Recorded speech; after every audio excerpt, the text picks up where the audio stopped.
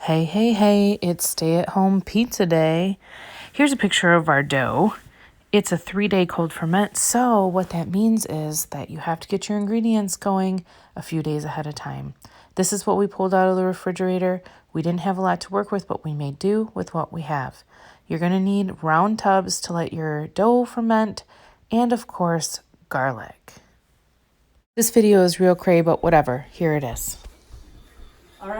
All right, let's do some pizza. We're making some pizza. We're making some home pizza, and we're using what we've got. What we've got. So some of you don't know, but some of you do know. But Dave was gonna open up a pizza shop years ago, and then it didn't quite work. We were almost there, and then we discovered that I was pregnant with twins. So thank God we didn't open that pizza shop. But still, we make some pretty darn good pizza. Really, really good pizza, actually. So Dave's gonna take me through making the pizza because usually he does it, but I want to make my own because quarantine. Okay. What do I do? Can we put this in the sink? Yeah, but I wanted to show people that we put the dough in the refrigerator. What's the little tip and secret about that? We do a 72-hour cold fermentation process to the dough. We'll do a specific video on dough making and fermentation at a later date, TBD, probably in the next couple weeks or so.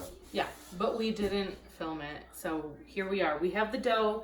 It's been sitting in the refrigerator for 72 hours, and so you got to plan ahead. You got to plan ahead a little bit.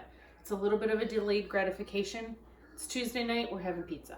Okay, so I put stuff down here. Yes, ma'am. How much? A lot? A little? That's enough. Okay. Just a sprinkling so it doesn't stick.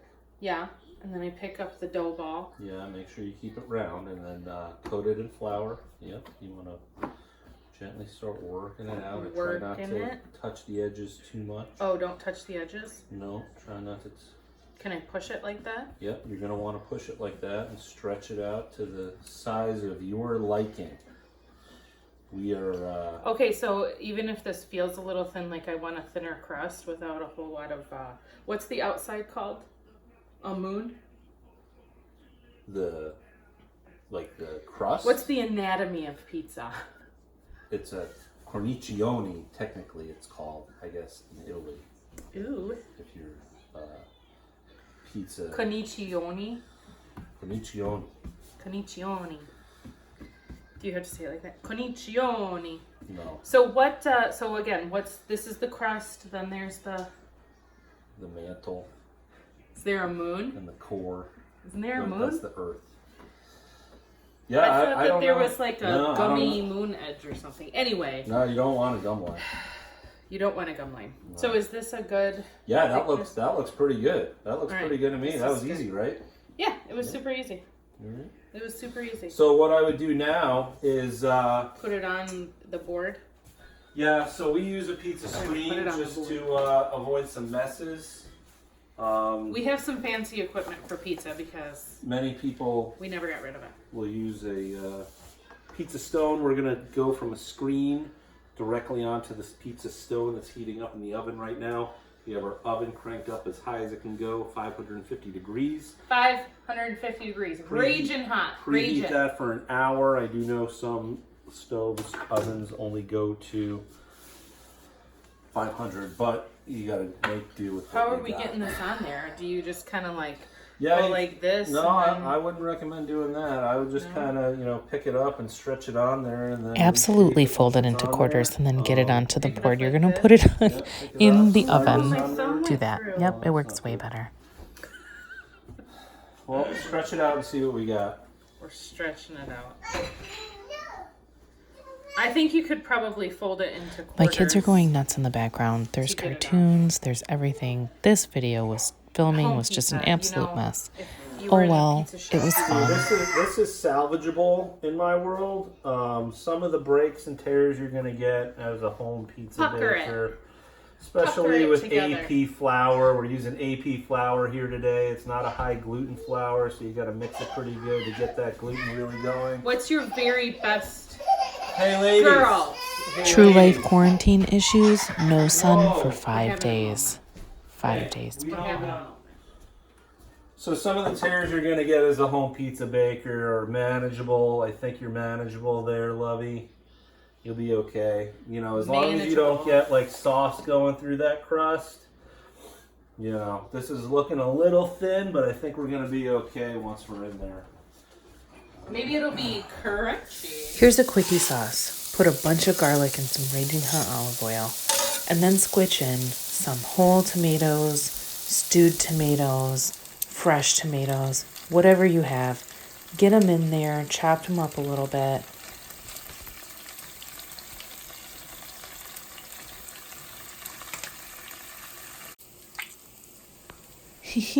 Then you're gonna want to add some garlic and some oregano.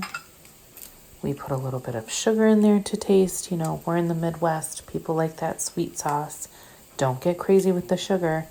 Just a little dab will do ya. Maybe you could use a potato masher to mash up those tomatoes a little bit. We use a fairly wet dough. What's to be considered a wet dough. Hydration levels of 66, 68, even up to 75%. You know, for the cold fermentation process. Now If you want to nerd out, now that's a decent amount of sauce right there. You know, you're loading that up. You know, I know it's personal preference, but you want to be able to, you know, And I like not waterlog this pizza. on my I don't like it waterlogged. Yeah. Did I But put no, too much? that looks like a good amount. I'd spread it, you know, a little out to the edges. Yeah, I like it to the edges because I like my crust to have a little bit of tomato on them.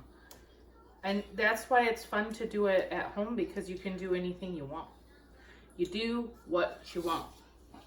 And you make do with what you have, because we don't have good mozzarella right now, but we did have string cheese. Delicious string cheese. I think that looks pretty good to you.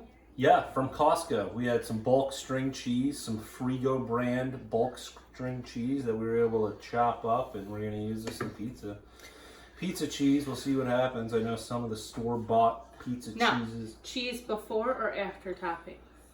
However you want. Okay. You know, I'm going to put some mushroom. I want veggies on mine, so I'm going to put some mushroom. And I chop my mushrooms up pretty fine.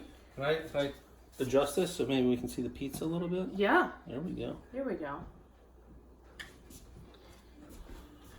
We adjusted it.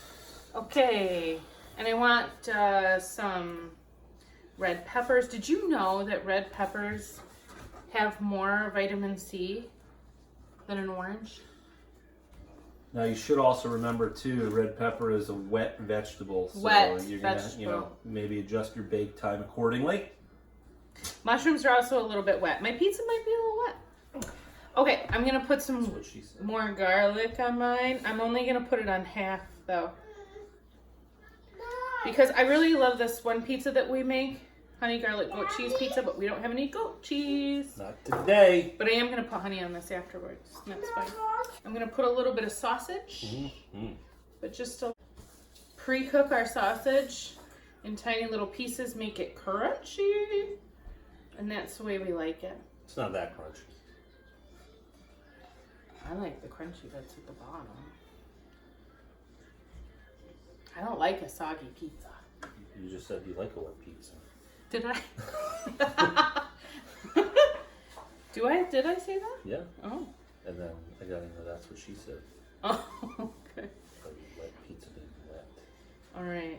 I'm just gonna False. spread a I little totally bit of didn't cheese say around that. on my pizza because cheese makes my tummy hurt. But this is a home pizza and you can do whatever you want. So you can just put a little bit or you can put a lot. Do what works for you and for your family and for your body. So that's going to be my pizza. We're going to put this in the oven. I'm not sure for how long. We're going to watch it. How long do you think? You never. What's the estimate, Lovey? I'm gonna say about 10 to 12 minutes on this bake. It could go as long as Yeah. 15, depending on the crust goldenness. Situation. You know, you want to monitor your pizza. You don't want to open your oven too many times. If you from there, 10 that's what I minutes and recommend. check-in.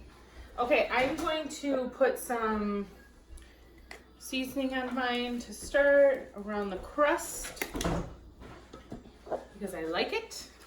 And some basil. Can I put this on now? That is oregano, but sure. Oh man. This is when things I'm gonna put really some start to basil go on. awry. The kids start to get crazy. They just want to make their pizza, and that's okay. Hey, this is a pro tip. Put some honey on your pizza. I promised you I was going to do it, and here it is. It's so, so good. Just trust me. Some of you non-adventurous eaters, try it out. You might like it. Here's the finished product. I usually like a side salad.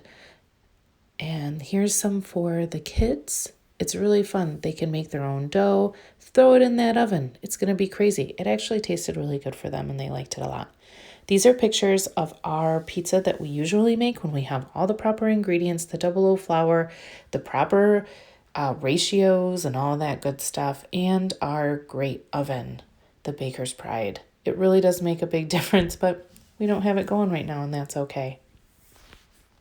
Just want to give a shout out to my husband. I love you so much and don't mind being quarantined with you. I actually kind of love it. Don't forget to like, comment, subscribe, and share. Thanks for watching. Bye-bye.